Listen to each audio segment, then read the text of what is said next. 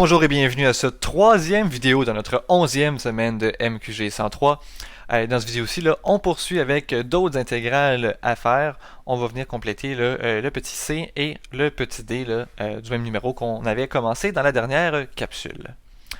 Donc, on regarde ici la première intégrale, l'intégrale ici, on a x cube plus 5 sur 3x. Et là, on regarde ça et on se pose des questions. Parce que là, on se réfère toujours à notre fameuse table avec les règles d'intégration. Et quand on regarde ça, on se dit, OK, mais j'ai aucune règle, moi, qui me permet de faire des divisions. Donc, j'ai un bloc en haut et j'ai un bloc en bas. Donc, qu'est-ce qu'on peut faire avec ça? Ben, il va falloir essayer de se ramener ça sous une autre forme. Donc, il va falloir faire un petit peu de travail. Et quand on fait du travail comme ça, mais il n'y a rien nécessairement qui nous garantit que la première chose qu'on va essayer va fonctionner. C'est juste qu'à force d'en faire, on va peut-être être capable de reconnaître certains patterns, mais normalement, il y a plus qu'une approche pour faire une intégrale, donc c'est normal de devoir essayer des choses quand on fait ce genre de travail-là. Donc, bon, si nous, l'objectif, c'est d'aller se débarrasser de cette forme à deux blocs-là, ce qu'on peut faire, c'est que on peut prendre juste les propriétés des fractions. Donc ça ici, on pourrait venir le casser comme étant deux fractions.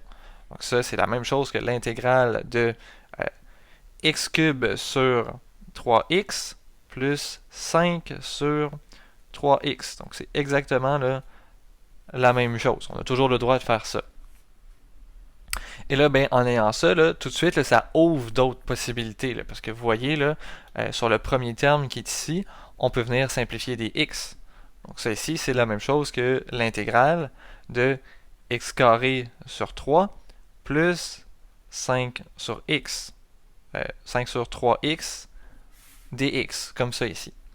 Et là, on peut aller utiliser les différentes règles qu'on a vues pour CD. Donc ici, on a un petit plus.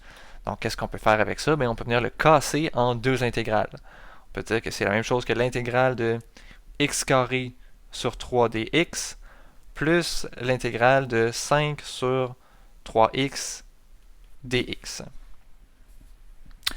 Et à ce moment-ci, qu'est-ce qu'on fait? On va venir sortir les constantes. Donc, les constantes ne sont pas nécessairement toujours en haut, donc on n'est pas obligé d'avoir 4 fois x carré.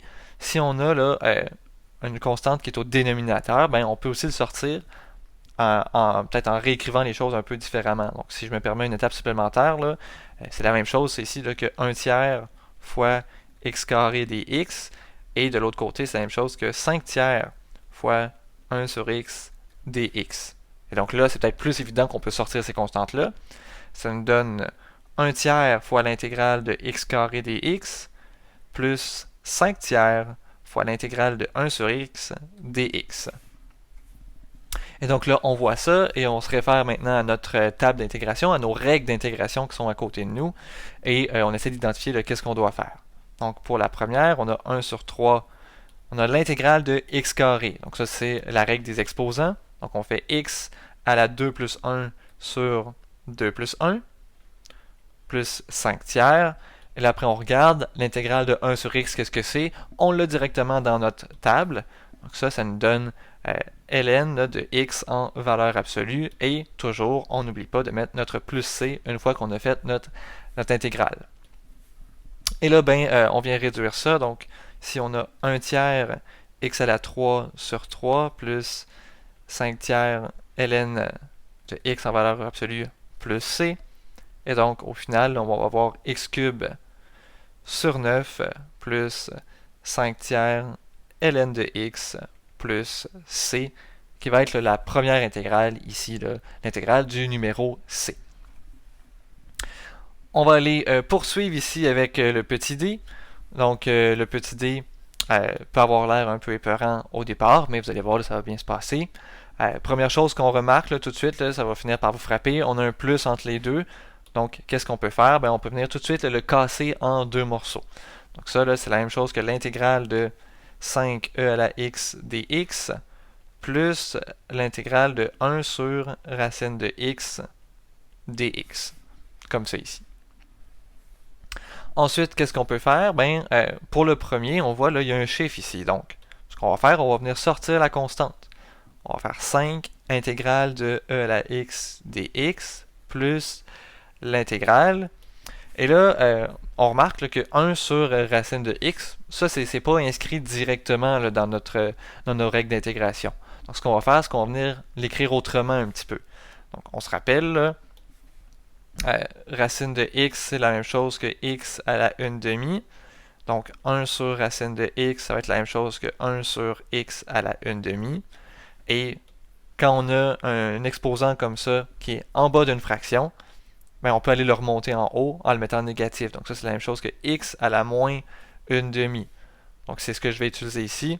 Je vais dire que ça, c'est la même chose que x à la moins 1 demi dx. Et suite à ça, ben, on va pouvoir appliquer là, les règles que l'on connaît. Donc pour la première règle, donc 5 fois l'intégrale de e à la x, qu'est-ce que c'est? Ben, l'intégrale de e à la x, ça ne bouge pas, ça reste la même chose. C'est encore ici là, e à la x. Plus, donc la deuxième intégrale, qu'est-ce que c'est? Ben, ici l'exposant est de moins 1 demi, donc on utilise la règle d'exposant habituelle. Donc c'est x à la moins 1 demi plus 1 sur moins 1 demi plus 1, et on n'oublie pas de mettre notre constante d'intégration, notre plus c. Et donc ça nous donne 5e à la x plus x à la 1 demi sur 1 demi, toujours plus c. Et là, ben, on va vouloir aller simplifier tout ça. Donc si je glisse un petit peu ici, on va avoir 5e à la x plus... donc c'est comme si on avait x à la 1 demi sur 1 divisé par 1 sur 2, comme ça ici. On se rappelle, là, quand on a une division par une fraction, on peut venir multiplier par l'inverse. Donc on va multiplier par 2 sur 1. Et on va terminer donc avec 5e à la x plus 2x à la 1 demi plus c, que vous pourriez aussi écrire. Là, ce serait équivalent à 5e à la x plus 2 racine de x plus c. Donc, ça termine ici là, le premier bout d'exercice qu'on avait à faire sur les intégrales ensemble.